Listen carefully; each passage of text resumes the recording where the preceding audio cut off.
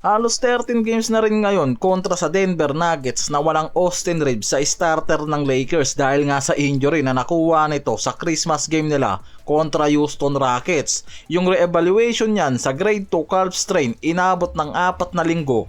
Kaya nga ngayong end of the month ng January, inaasahan at may possibility na bumalik yan sa lineup. Ang Lakers ngayon merong 5 wins 5 loss sa 10 games nila habang walang Austin Reeves, kaya nakikita na may malaking factor sa team offense ng Lakers ang nawawala kapag wala rin si Austin Reeves. Nag-average siya ng 26 points, 5.2 rebounds, 6.3 assists per game sa 23 games niya sa early season at may 50% sa field at 36% sa threes. Kaya sobrang taas talaga ng impact niyan sa team offense nila, lalo na sa playmaking at efficiency na malaking kawalan talaga sa oras nga na ma-out yan ng ilang games na mas naging problema nila dahil 13 games na yung absent at lumilitaw yung pagbaba ng efficiency ng core nila.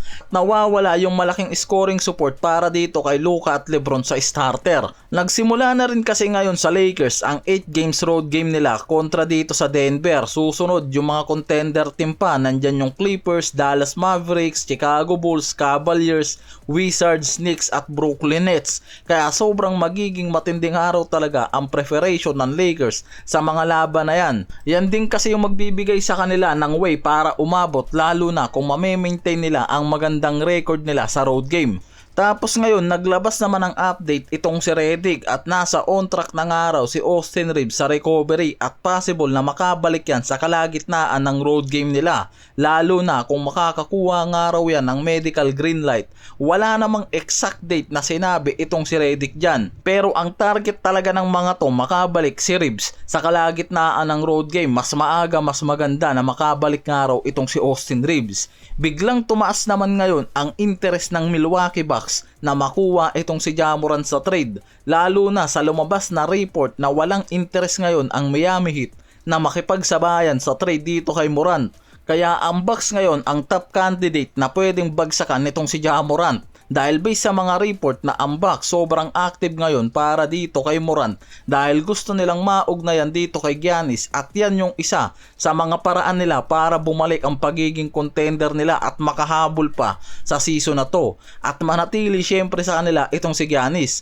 Kaya win-win situation nga raw talaga para sa Bucks ang trade nitong si Morant, na kahit mag-all-in sila ng mga asset at ibang role player, gagawin nila ma-secured nga lang itong si Morant.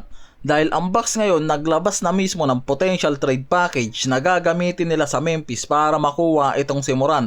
Mahaga pa bago ang trade deadline. Sinama nila sa package dyan itong si Ryan Collins, Kevin Porter Jr., Kyle Kuzma na regular sa rotation nila at malaki ang impact sa team offense. Pero handa nilang bitawan yan, makuha lang si Morant at nagsama pa ang Milwaukee Bucks dyan ng isang future first round pick nila. Dahil based sa mga report, gusto rin talagang makuha ng Memphis itong si Ryan Collins kasama yung first round pick, pero mataas ang salary value nitong si Morant kaya kinailangan talaga ng Bucks na magsama pa at maglabas ng ibang asset player.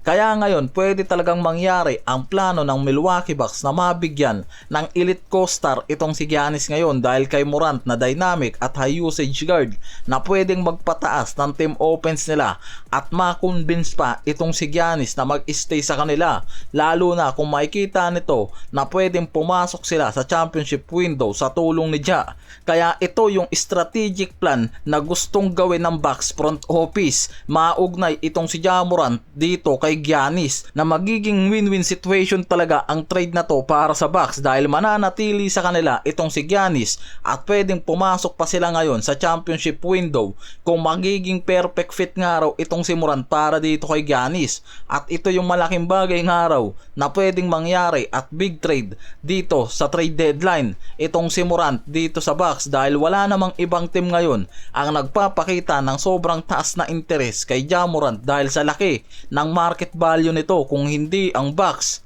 Kaya ang Bucks lang ngayon ang tinitignan na malaking potential na team na pwedeng bagsakan ni Ja Morant ngayon sa trade deadline at ito yung bagay na talagang magbibigay sa kanila ng championship window para dito kay Giannis. Kahit mag-all-in sila, parang magiging sulit nga raw talaga ang trade na to.